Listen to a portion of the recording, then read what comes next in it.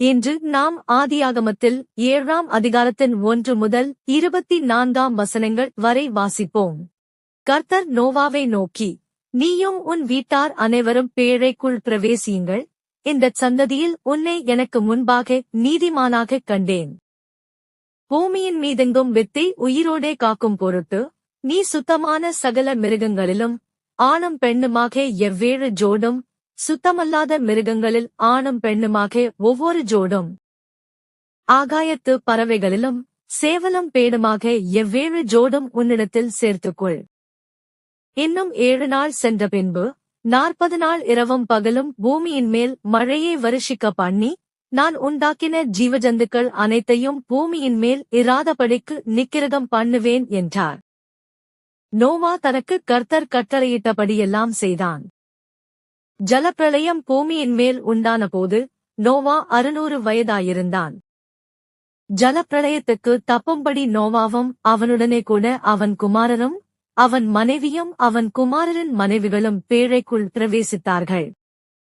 தேவன் நோவாவுக்கு கட்டளையிட்டபடியே சுத்தமான மிருகங்களிலும் சுத்தமல்லாத மிருகங்களிலும் பூமியின் மேல் ஊரும் பிராணிகள் எல்லாவற்றிலும் ஆணும் பெண்ணும் ஜோடு ஜோடாக நோவாவிடத்தில் பேழைக்குட்பட்டன. 7 நாள் சென்ற பின்பு பூமியின் மேல் ஜலப்பிரளயம் உண்டாயிற்று. நோவாவுக்கு 600ஆம் வயதாகும் வருஷம் 2ஆம் மாதம் 17ஆம் தேதியாகிய அந்நாளிலே மகா ஆழத்தின் ஊற்றுக்கண்களெல்லாம் பிளந்தன, வானத்தின் மதகுகளும் திறவுண்டன. 40 நாள் இரவும் பகலும் பூமியின் மேல் பெருமழை பெய்தது.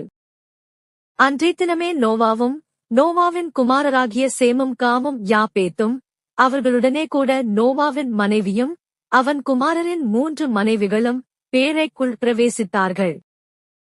அவர்களோடு ஜாதி ஜாதியான சகலவித காட்டு மிருகங்களும் ஜாதி ஜாதியான சகலவித நாட்டு மிருகங்களும் பூமியின் மேல் ஊறுகிற ஜாதி ஜாதியான சகலவித ஊரும் பிராணிகளும் ஜாதி ஜாதியான சகலவித பறவைகளும் பலவிதமான சிறகுகளுள்ள சகலவித பட்சிகளும் பிரவேசித்தன.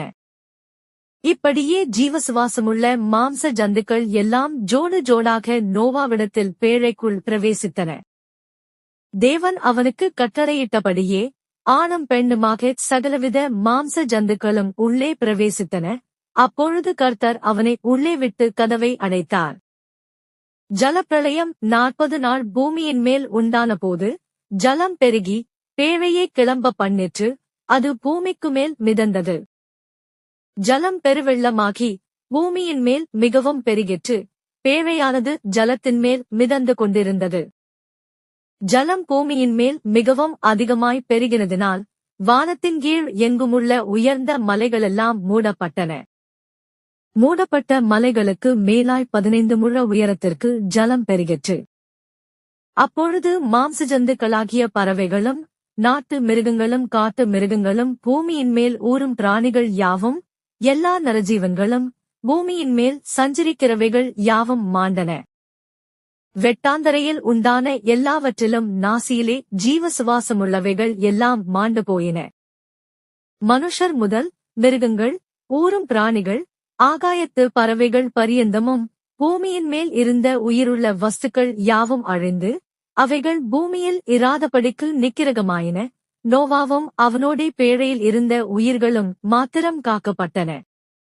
ஜலம் பூமியின் மேல் 180 நாள் மிகவும் பிரவாகித்துக் கொண்டிருந்தது.